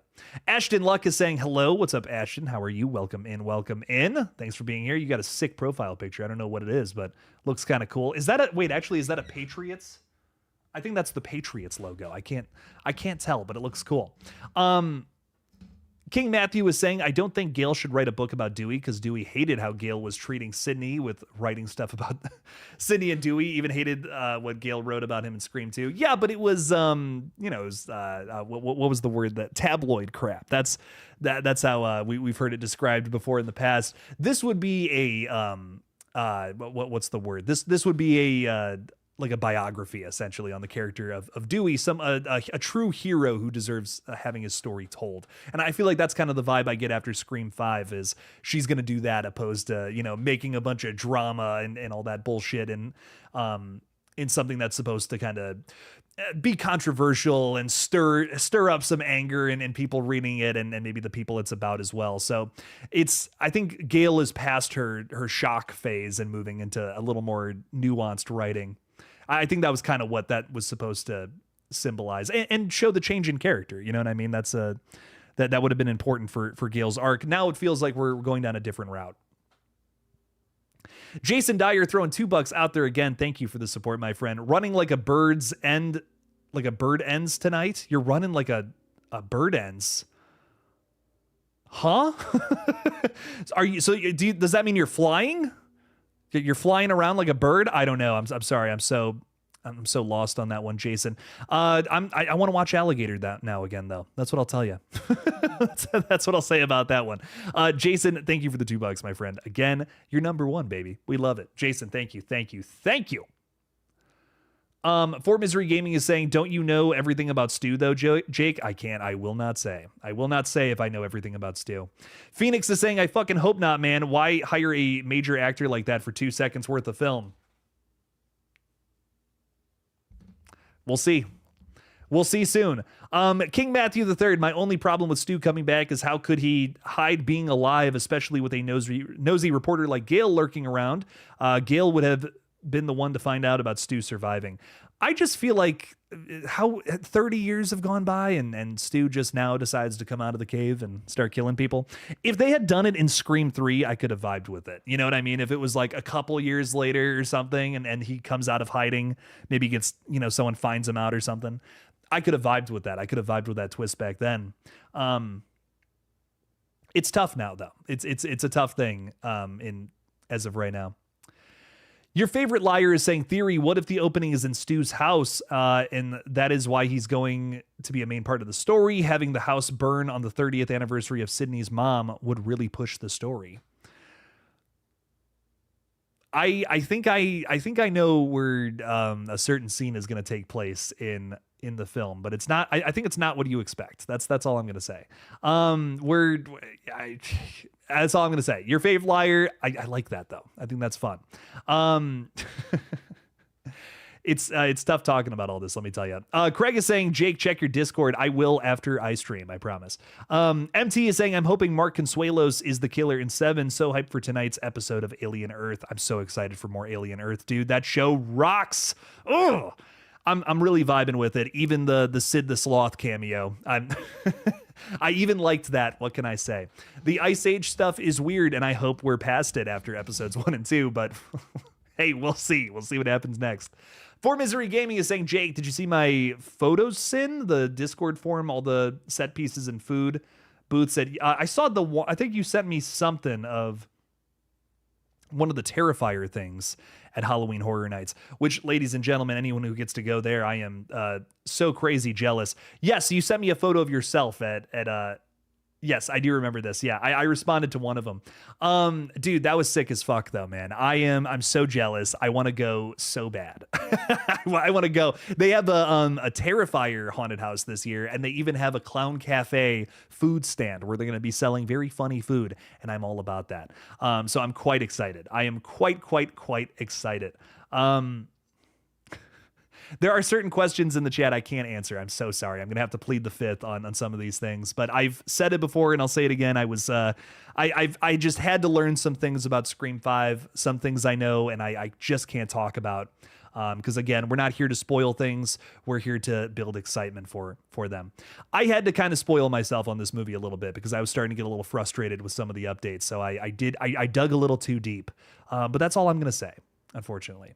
Have I watched season 2 of Wednesday? I have not yet. I liked season 1, so I'll try season 2. It's nothing I'm like racing towards. I'll admit, I don't know if it's anything I'm like the most excited for out of absolutely anything, but I will definitely give it a watch. I'll definitely check it out at some point. When I get some time. Right now, the only show I have time for is Alien Earth. I had to pick one, and unfortunately, I was a little more excited for Alien Earth over Wednesday season 2. But at some point, I will get around to it. Again, season 1 was fun, but Alien Earth, that's a franchise that's near and dear to the heart. I gotta see what's going on with that one. Jason again with another $5. Jason, you're killing it, man. Thank you for the support, my friend. Thank you. Weapons Halloween Ends reference with the radio tower running like a bird ends tonight. I know it's stupid, but made me laugh. No, you're good, dude. It's all good. I do like the radio tower reference. Maybe they're in the same universe. Michael Myers is also going to stalk Maybrook at some point. I do wonder, they wanted to make an entire Weapons prequel based off of a deleted scene that never got shot for Weapons, and I can't say any more than that without spoiling it. But it is interesting. It's a really interesting thing to get into with this movie that, maybe they'll make a prequel, maybe they won't. It's one of those things where it's like, dude, Weapons is making so much money. It was #1 at the box office again in its second weekend. Holy fuck. I think it's almost, if I'm not mistaken, it's nearing 150 million at the box office. For an original horror film, that's insane. Original horror has dominated this year between Weapons and Sinners. Holy fuck, man. Kind of nutty shit here. But I will say, if they make more, I'm gonna watch it. You know what I mean? It's one of those things where I'm like, I have to see what they end up doing with it. I'm sure Zach Krager will do a good job, but Weapons does not need any more, man. I'm so fine with that being a standalone. Not everything needs to be a franchise or a universe. That's kind of how I feel about it. I'm so fine with some things just being standalones. Yeah, but I do kind of want to know what was going on in that missing scene, though. I will say that. So. I don't know. There's intrigue, but not enough for me to like render a whole film. Like I ain't out here begging for more. Don't ruin Weapons. Don't ruin what's so great about it as it is. Maybe there's a reason it was cut. Have you seen the trailer for Good Boy? It looks like a live action version of Courage the Cowardly Dog. It does, doesn't it? Yeah, I'm so excited for Good Boy. I just posted a little short right before this live stream went up, and yes, I'm very excited for it. It looks like a lot of fun, but it especially looks like it's just something different. It's trying something else out. It's from the perspective of a dog. You know what I mean? That's interesting to me. Of course, we're going to root for the dog. Of course, we're going to be, backing this guy up the whole time. There's no doubt about it. Sometimes you can watch a new movie and you're just, I don't know. You're just watching a new movie. You're watching the protagonist and they fucking suck. You're like, I don't care what happens to this guy. Just kill him off. Ice Cube in War of the Worlds, I think is a great example. That guy sucked. He was a dick to his kids. I'm like, fuck this guy. But I will say, in Good Boy, I think what's just genius about it is like, no matter what, we're going to be rooting for that main character. It's a dog. Of course I want this guy to survive.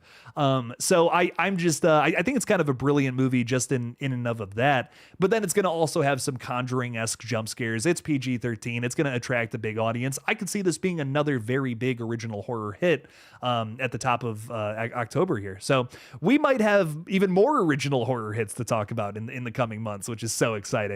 But you gotta love that. I'm hyped up for Good Boy. It looks like it's gonna be a lot of fun and hopefully not a tearjerker, because I'm gonna just fucking bawl my eyes out if that dog doesn't make it. That's all I'm gonna say.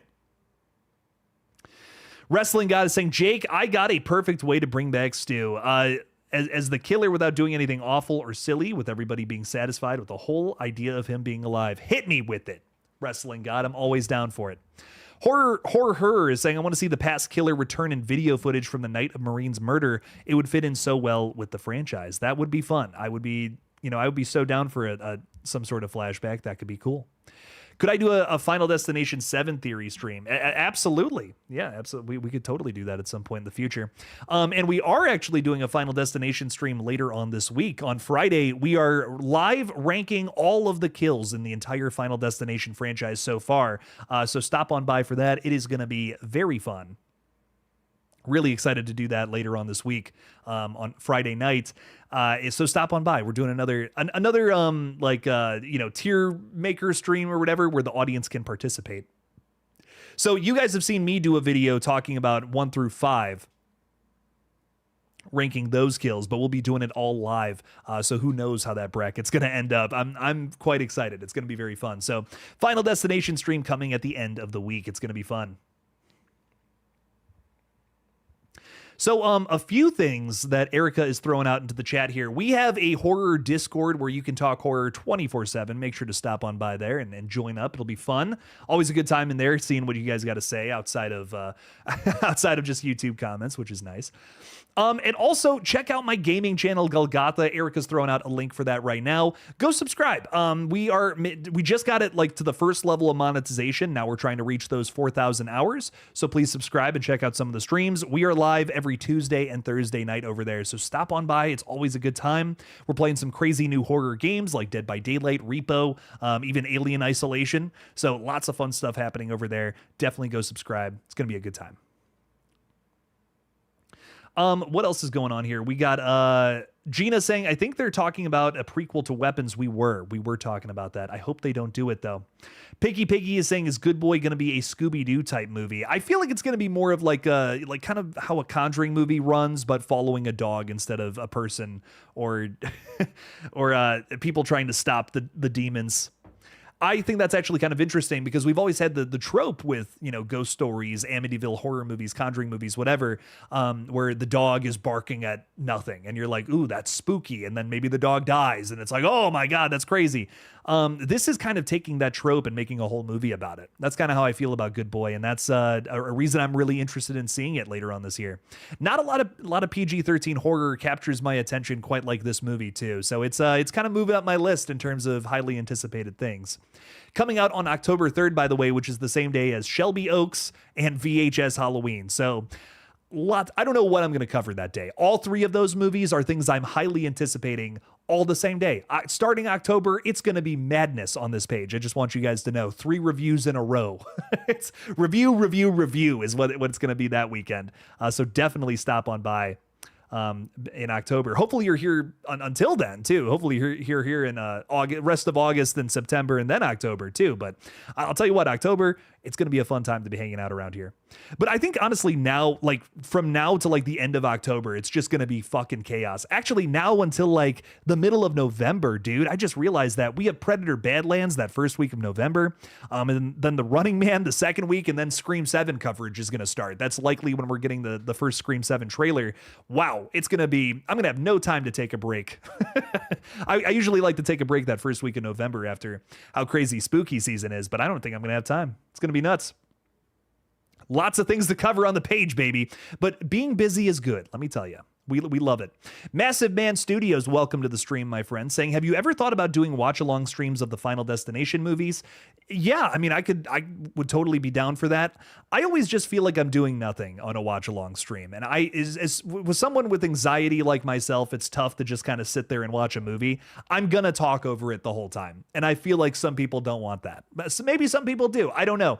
I was just doing some research on how my past streams have done, and believe it or not, one of the most successful streams I've ever done on this page was a watch party for The Descent. So I'm just like, fuck, maybe the people want watch parties. I don't know. I always feel like I'm not doing anything, and that stresses me out. I feel like I have to perform.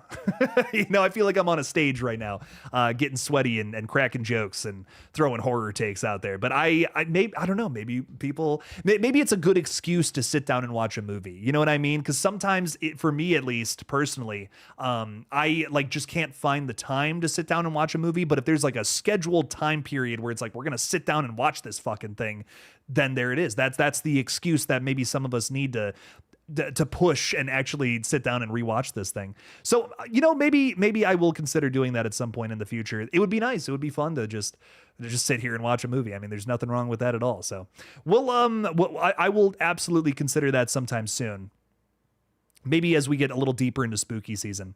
I've been really vibing with the tier maker streams. Those have been a ton of fun lately. And I think you guys have really been digging them too. But again, any feedback is always appreciated. I want to know what you guys want more than anything. And we'll bring it to life. We'll make it happen. Jason Dyer, thank you for the 5, my friend. Saying choose wisely. This is a tough choice, I can already tell. Alligator remake, seeing Fate's face live when Stu returns, or have yourself as a character in your favorite video game. I'm tempted by that Fate Decided thing, dude. I I almost want Stu to come back just to see Fate's reaction. That would be worth it. That would be worth the whole thing, in my opinion, Jason. But man, I think more than anything, I think an Alligator remake, if I'm being honest.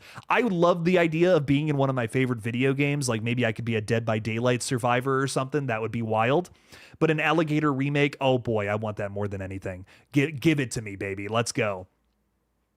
It would be such a great time to do a creature feature requel because, like, we're getting franchise continuations for like everything right now, except for a lot of weird shit like that. Like, where's the new The Thing movie? Where's the new The Fly movie? Where's the new Alligator? That's what honestly, I'm like waiting for that to happen. It's coming. But when? That's the question. Hollywood is running dangerously low on IP, so they're going to start getting into some of the weirder shit. It's going to happen, I'm telling you. But it's a matter of when, and I hope it happens soon.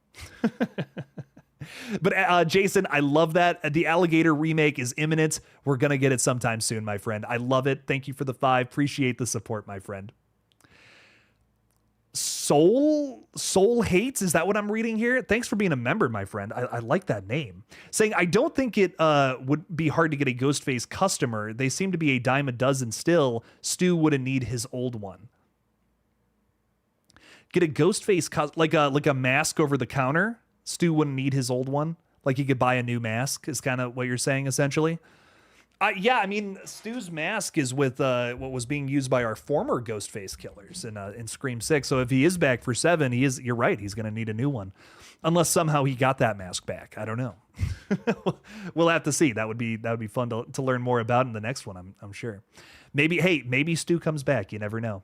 Matthew Lillard's in the cast list, baby, so anything can happen. Massive Man Studios is saying, I would love to hear your thoughts as the movie plays, and I was there for the Descent stream. That's why I brought it up. No way. Also, I deal with anxiety, so I feel you. Okay, I feel you on that. Maybe we'll throw on some of the Final Destination movies at some point. We'll bring those back because I mean they're fun for me. I also need an excuse to I also need an excuse to throw on these movies sometimes because I'll tell you what, I am just there's just times where I can't make it happen. I get done with my work day and I'm just kind of like I'm done for. I give all my energy to the stream, and I just kind of want to lay there and turn the brain off. And I feel like I'm not, when I'm in that mode, I feel like I'm not giving my all to a good watch of a new movie. Sometimes like I'm just like I'll half watch something and then I'm like I wasted my time. I didn't really watch that, and that sucks. It just kind of bounces all out of the brain, and that's not what I want from a good movie. You know what I mean? So I want to be attentive. So honestly, I've had nights where I've gotten off stream and I go buy an energy drink and I'll watch like a couple new movies just because I want to be like, I want to be engaged. I don't want to be looking at my phone the whole time. That ruins the experience. So yeah, I totally hear you on that. We'll have to do it sometime. I just need an excuse to watch some of these movies you guys are telling me about. Y'all throw some good suggestions out there. Samantha, if it was with the Bone Hill Road, or I'm trying to think what else. The Funhouse too. That's another one I got to sit down and watch as well. So maybe we'll make that happen at some point. So we'll see. I'll see what I can do. I'll try to work it into the schedule. I'm gonna make a note right now about that.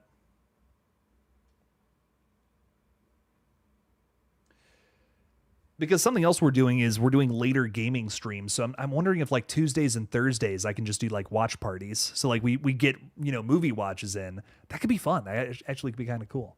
And it would be like something where obviously not as many people would show up, and that's totally fine. Nothing wrong with that. But it's still like, hey, getting the stream up on the page, and we all have an excuse to watch some new movies. It's like a book club, but with movies. Movie club. KillJoy Jake Movie Club. I love it. Binge with Nick is saying Ghostface. Hell yes. I love it. We need some more Ghostface coming up in February 27th of 2026. I'm excited. Jay Tinzel is saying It Follows is better than Weapons. I will die on that hill. I want to agree with you, but I don't know. Those are such neck and neck movies. For me, at least personally, like both 10 out of 10s, some of my favorites from their respective decades. That's a really tough comparison. I like both of those so much. It Follows, in my opinion, still has one of the very best soundtracks of a feature film, I think, ever. Zach Valentine is saying, just popped in. I may be in the minority, but I'd love to have a Jill Roberts cameo of some kind in a future Scream film. Honest to God, and I might be in the minority too, but if there's any Ghostface I'd like to see more of, it's Jill. Like, I love Stu. Stu cracks me up. He is very funny. But he's the accomplice. You know what I mean? Like, in terms of story, I don't know what else I want from Stu Macher. Jill, however, I feel like there's so much you could do with that character if she was still alive right now. This is a character that was so ahead of her time in terms of motive. Like, she was a character who wanted internet fame, and like that's something that was so fresh in 2011. Nowadays, it's such a much more common thing across the board. You could do so much more with Jill Roberts, I feel like, now, even than what you did in 4. So I'm kind of with you. If there's any character, if there's any dead killer they should bring back, I think it's Jill Roberts. Maybe a hot take, but I feel like there's more you could do with what that character ultimately ended up becoming. Jerry Wilson is saying, hello, Jake. Hello, Jerry. How are you? Welcome in. Welcome in. Welcome in. Thanks for being here, my friend. And Erica's also thrown out the link to our Lethal Collective stream tonight. That's happening at 7:35, 35 minutes later than what we usually do, but that's okay. So stop on by that later on tonight. We're going to be talking about the movie Weapons, so make sure you've seen that one before we get into this one. It's a very big weekend for the film, by the way. It's made quite a lot of money at the box office, stayed at number 1 with a very low, I believe, 43% drop. Correct me if I'm wrong on that, but goddamn, it was a low drop, still made a ton of money. Why did I sounded like Trump for a second there. It was a low drop. It was the lowest drop in history. We loved it. But anyways, I love I love Weapons. I'm so excited to talk about it later on tonight. Definitely stop on by that stream. It's going to be a good one. I'm excited. Piper Hollow is saying Hollowell. I've been pronouncing that wrong all night. I'm so sorry, Piper. According to a close person, I know we could be getting a first look or a poster or a still from Scream 7. Take it as a grain of salt because obviously it's a rumor. Could not be true. I would not be shocked if they started marketing this one too very soon, I should say. The Scream accounts on social media have been a little more active recently. You guys might have noticed. Scream over on Instagram recently posted to their like Instagram story for the first time in a very long time. Once that happens, that usually means the marketing people have been hired for this new one to start putting shit out there. So I wouldn't be shocked if we got a poster or some stills or something soon. Honestly, I would not be shocked by that. I could see this one having a lengthy marketing campaign. This is kind of kicking off like a new phase of Scream too. I mean, if all the Production Weekly things are to be believed, which I trust Production Weekly, I don't think they've ever been wrong in terms of things I've covered from them before. I know that they're going to be going into production for Scream 8 very soon here. So I feel like we're probably going to see a lengthy marketing campaign kind of promoting, hey, this is the new phase of Scream. We're going back to our roots. Stop on by on February 27th to see what this one's all about. I mean, think about how early they started marketing 28 years later, dude. I would not be shocked if they started marketing Scream 7 very, very early here, with how big the box office was for the last two, especially. Picky Piggy is saying, I refound a horror nursery rhyme animation that used to be on YouTube on Newgrounds today. Oh man, I forgot about Newgrounds. But I'm glad I finally found it again. Very nice, very nice. I've seen there's a ton of like Newgrounds animations I've seen throughout the years we used to watch. I can't find like half of them now, but there's so many parodies of things. Like there was a Resident Evil 5 animation we used to watch that was like, it was just a parody of like the plot line of that, whatever. But it was something that I'm just like weirdly nostalgic for because it's a YouTube video I watched a long time ago. Shit like that cracks me up. But I love going back and watching early YouTube stuff too, man. It's so much fun. So much fun. Jay Tinsel is saying It Follows soundtrack is better than Weapons. That's how good it is. Weapons is top 5, but It Follows is goated.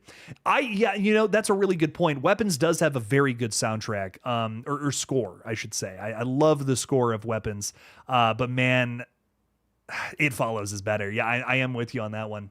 Weapons does have some good music. I actually, you know, the more I think about it, the more I really like the needle drop of that George Harrison song at the beginning. I was kind of like weirdly put off by it at first, but like I've been listening to that song a lot throughout the last couple of weeks. I've been going through, ever since we got into this new place, I've been in a Beatles phase again. So I've been listening to so much Beatles and George Harrison, especially.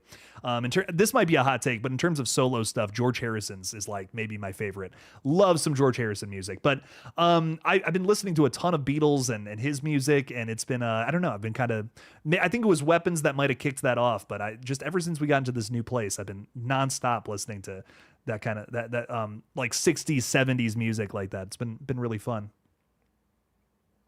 But anyways, totally wow, I went off the rails with that one, but I love It Follows score. But yeah, Weapons is very good. It Follows in terms of score is definitely better. I'm with you there.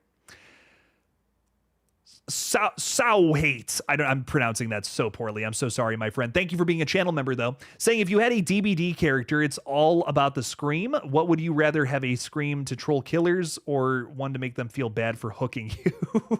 One to make me feel, the feel bad for sure. I'd want to say something like, I have a wife and kids at home or something. That would be so funny. I would record those lines in a heartbeat and I might not even get through it. I'd be laughing so hard. That's fucking hilarious. Something like, you know, the shrimp from Shark Tales, you know that meme? Like where it's like, my sister died and it had a baby, you know, that whole thing. I would love for that to be my soundbite. Be like, if you put me on this hook, that baby's going to starve, you know, some crazy shit like that. That would be so funny. That would be an insane thing to add into that game. 3ver AJ is saying yes on Jill. I love it, my friend. Thanks for being here. Love it, love it, love it. Ask the panel if this movie ranks top 5 in 2020's decade. Okay. God, don't tell me what to do. I'm just kidding. Throwing out a poll real quick for the next couple of minutes. Weapons, top 5 of the decade is what you said. Top 5 of the decade? Question mark. God, sounds like one of my video titles. Yes, no. Let us know. Okay, it's up. There we go. Let us know what your thoughts are on that. Would you this movie make the top 5 of the decade so far? Throw it out there. Nicholas Brady is saying just watched The Intruder 2024 over the weekend, and I was surprised. A real slow burn and a great home invasion type movie. I don't think I saw that last year. The Intruder. I have seen Intruder, which is a movie that it's been brought up, been requested for me to watch a few times. Intruder 2024. I have not seen this. That fellow looks familiar. I feel like I do not know any of these people. I have not heard of this film. No, I totally missed this one last year. Interesting. I'll have to look it up, my friend. Very nice. Kenny is here. Don't kill Kenny, everybody. My God. You bastards. My Scream 7 theory is they'll reveal Dewey as one of the OG killers, stabbed for effect like Stu and Billy in the kitchen. But Stu and Billy got themselves killed, so he kept hush about his involvement. Oh shit. Okay, Dewey was involved. My God. That's crazy. That would be so sad. So like, is he still dead in this theory? Like he's dead, but he was involved with the original killings. He died. He died with that secret still in his back pocket. Maybe that's why he was all depressed living in that in the RV or whatever. he couldn't live with the guilt. That's kind of crazy, honestly. I wouldn't. That's wild. It's a wild theory. I'm all about it. Daniel Adris Polani. I'm so sorry. I'm butchering that big time. What's up, Daniel? How's it going? Hey, Jake. Daniel from France. We'll call you Daniel from France. What's up, Daniel from France? What did you think of Weapons? I loved it. And rumors say that Neve Campbell might have 40 minutes of screen time and Courtney Cox 20 minutes in Scream 7. We love it. I love that theory so much. I love all these things you're talking about, Daniel. Weapons, my favorite horror film of the year so far, without a doubt in my mind. It was a banger. Lots of great twists and turns. I love the way it was structured and set up. I feel like it's a masterpiece. So I am all about Weapons. I think that's easily my number one of the year. I honestly can't see something being better than that. It was fucking awesome. We love it. I really like this question too. Cheese Tuts is saying this decade in the 20s or the last 10 years? I'm going to say of the 2020s so far. So like the last 5 years, like, would you call it a top 5? Because horror's been pretty good, man, in the last 5 years. I'm going to say yes, personally. My computer just yelled at me. It's like, you can't vote in your own poll, stupid. I'm like, okay, fine. God. Jeez. It's not fun. We're going to, 3 more seconds because I'm done with this poll. I can't read any new chats. It's blocking my chats. So we're going to end this poll. 74% say yes. 26% say no. Interesting. I wouldn't call that a landslide victory, but it was pretty damn close. Pretty damn close for yes. So pretty good stuff there. 3/4 say yes. 1/4 says no. So I feel like that's a pretty good argument for Weapons being one of the best of the decade for sure. At least in the top 10, I'd say. I mean, like at the very least, it's a top 10. Bon is asking if I've seen The First Omen. It's pretty good. I liked The First Omen. The ending really lost me, though. I'm going to be honest. That kind of like killed the whole movie for me. I loved like a lot of the things happening in the first 2 acts, but that third act, I feel like the only reason they ended it that way is because they thought they were getting their whole requel trilogy. And that kind of just like really, I don't know, really just was like, we don't need that. Nobody wants 3 Omen movies right now, man. Like 1 was arguable. 1 was like, okay, maybe we can do 1 prequel to The Omen, but I don't like that the whole movie was made so that they could make a whole new trilogy based off of the original Omen. That kind of killed that whole film for me, I'm going to be honest. Really bummed me out that they ended it that way with how much good stuff was happening before then. So real bummer, in my opinion. Real missed opportunity with that film. The Beer Belly Angler is saying, okay, so far Weapons is my number 1 of the year. Nobody 2 was a great must watch. Hope all is well. Cheers.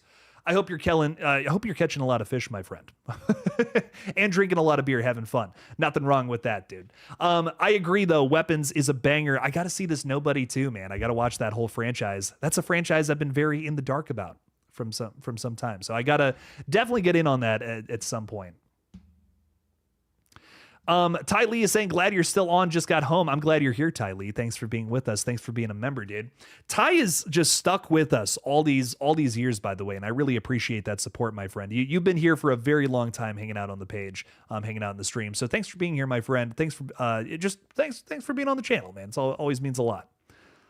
Appreciate you for stopping by. Queric V is saying Weapons was a good time. Nothing more, though. Brutal take, but I respect it. I respect it. I really loved it. I was really blown away. Multi-Gemini 617 is saying if Stu was part of this whole cult, why would he have his Ghostface minions to attack Billy Loomis's daughter? I don't know. That's another one where I'm just like, why would they be attacking Billy's daughter and not trying to recruit her? I feel like if Stu was still around, he would just be going after Sydney too. Like, why would he care about Billy's daughter and all these other characters?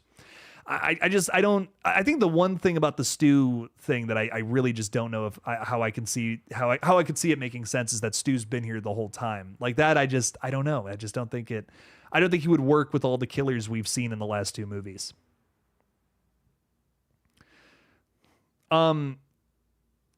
So Hate is saying, Stu theory I had, Stu and Roman were friends through parents. Billy was the patsy. They faked Stu's death, but had to rush it due to Sydney becoming a badass. It was an unforeseen badassery. It still brings up the question, where the fuck is Stu? Where's he been this whole time? He hasn't been in Amber's basement. You know what I mean? Someone moved into that house. So I don't know. I don't know. It's a good question. Erica is saying, watch Jake and the Lethal Collective tonight over on the Night Watch Zones page. Yeah, we're going to be signing off here in a few minutes. We're going to take a few more chats, and then I'm likely going to be signing off. But again, stop on by the Lethal Collective stream tonight over on the Night Watch Zone at 7:35 Eastern Time. It's going to be a fun one. We're talking about weapons, and I'm excited to get into that movie again. Piper Hallowell is saying, would you like to see Neve Campbell lead another horror franchise or even be in a iconic Final Girl movie with Samara Weaving? With Samara Weaving, yes, absolutely. That could be fun. I would like to see Neve Campbell do something that isn't a slasher. I would really like to see her do maybe a more like I'd almost love to see Neve Campbell in like an Ari Aster movie. You know what I mean? Something along those lines, just to get like a different kind of performance out of her. I think that would be fun. A lot of the stuff I've seen Neve Campbell in personally is more like campier kind of vibes, like not even just horror. Even in the what was that show? The Twisted Metal show. She has a pretty big role, and she plays a very campy character there too, which is it's fun. But I'd like to see her be play a little more like down to earth, grounded role in something. So I'm excited to see if she ever does something along those lines, like horror that's a little more grounded and serious. It could be fun to see. I'd be into something like that. Orphan 2 kicks so much ass it makes my top 5 list of the 2020s. Wow. Okay. Shit. I will say Orphan First Kill is a rare prequel I actually really liked. I was going into that one with pretty low expectations. I'm like, hey, I'll see it, whatever. And I was like, shit, this movie actually kind of rocked. So I'm with you there, Jay Tinsel. Orphan First Kill was a big surprise.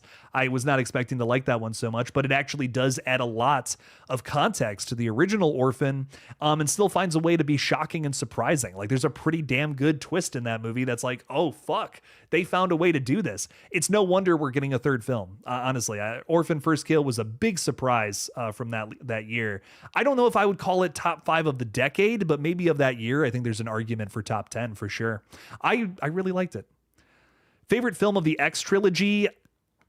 I honestly know everybody's answer is Pearl, but like I think I got to go with the OG. Like X was phenomenal. If it wasn't for how good that movie was, I wouldn't even care about Pearl or Maxine. I'm going to be honest. Pearl was phenomenal, and I love it maybe just as much as X, but X is like one of the best like slasher films of the decade, without a doubt. Like that blew me away the first time I saw it. Name another slasher where they care about all of the characters as much as they do in that film. You'd have a tough time doing it. That's all I'm saying. The characters across the board in X are all just all built up so well and so distinct from one another. I feel like everyone gets a moment to shine. There's so little slashers that get to do what X does, and I feel like just from the slasher genre, that one stands out immensely for me. So I don't know. I loved X. I loved every single character in that entire film. I don't know. Honestly, it's one of my favorite slashers of all time. I love X. That one blew me away the first time I saw it. Very rewatchable too. I agree. It's more rewatchable than Pearl and and that counts. I've only seen Pearl twice, but I've seen X like 5 times already. I'm with you. I love Pearl. Don't get me wrong. Another excellent movie in that series, but I think I like X just like a pube hair more. Like just by a pube, you know, just like that little more. I like it, but Pearl, don't get me wrong, phenomenal. Another major standout from that franchise. Maxine is unfortunately kind of like the ugly duckling in that trilogy, which Maxine as a standalone movie would still just be excellent. But man, it's by comparison, it's like it is a little a tick lower, you know? Still a good movie though, nonetheless. I still like it quite a bit.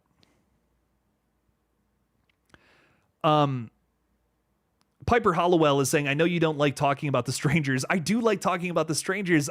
Oh man, I hated that new movie. But Chapter 2 kind of looks good and the soundtrack sounds epic, more of an 80s horror film. Did you guys see the leak of Chapter 3? Has anyone seen that yet? There's a leaked trailer for Chapter 3 going around right now. I was considering doing a video about it because it is actually kind of interesting, but I feel like we're getting ourselves into a... I think I know exactly where this is going now with after seeing that trailer, and that kind of, I don't know how I feel about that. We'll see. We'll see though. But I want to Piper. I want to get excited about a new Strangers movie. I love the first two, like love them. 2 of the better slashers of this millennium so far. I think we're talking about all kinds of things that are good in different periods of time, which I think is a funny consistent throughout this stream. But I just Chapter 1, I just was not. It was so bad. It killed my excitement for the rest of the trilogy. So I don't know. We'll see. We'll see. Chapter 2, I think it's only up from here, and I'm going to knock on wood because I just don't know how it could get worse than Chapter 1. I really don't. That was an abysmal movie. that was one of the worst franchise continuations I've ever seen. Truly. One more question here. We got 3 ver AJ saying, my only wish for Scream is to lean into young children at some point. Watch your wording, AJ. The way you worded that, my God. No, I'm just kidding. Knowing how the OG Halloween and When a Stranger Calls inspired the series, rewatching them, I end up wanting to see more of the kids. I think it does end up, building a little more tension when kids are involved. You know what I mean? There's a genuine horror of like, what is that slasher going to do to these kids? That's terrifying. So I think I hear you on that. Maybe we can get into that here in Scream 7, knowing that Sidney Prescott has some younger children in the house. Might be interesting to see if Ghostface is ever coming after them at some point. That could be really terrifying. It would be the fear of, well, I know they're not going to kill Sydney, but will they kill one of her kids? That could be the terror of Scream 7. That could be the thing they make so horrifying. That could be fun. Not fun, but scary. And that's what I kind of want, a scary moment from a Scream movie. Like, these movies should be inherently kind of fun and campy too, but like the original Scream was scary, man. Like, I feel like a lot of people forget that about that movie. That scene where Stu and Billy are stabbing each other in the kitchen is terrifying, man. Those two are fucking crazy. It's awesome. I love, they're great horror villains, man. I think definitely the 2 best ghost faces to ever do it, for sure, without a doubt. But ladies and gentlemen, we are very excited for Scream 7 around here. A little bit of a change from the last couple of updates you might have seen on the page. So, life is good. Scream thoughts are a little more positive these days. I think the movie's going to be good. I'm speculating it might be. So we'll see. We'll see on February 27th. Your boy's going to be doing some theory streams up until then, so definitely stop on by for some of those. And as always, everybody, don't forget to kill it out there. I forgot one more thing. Lethal Collective stream tonight, 7:35 p.m. Be there or be square.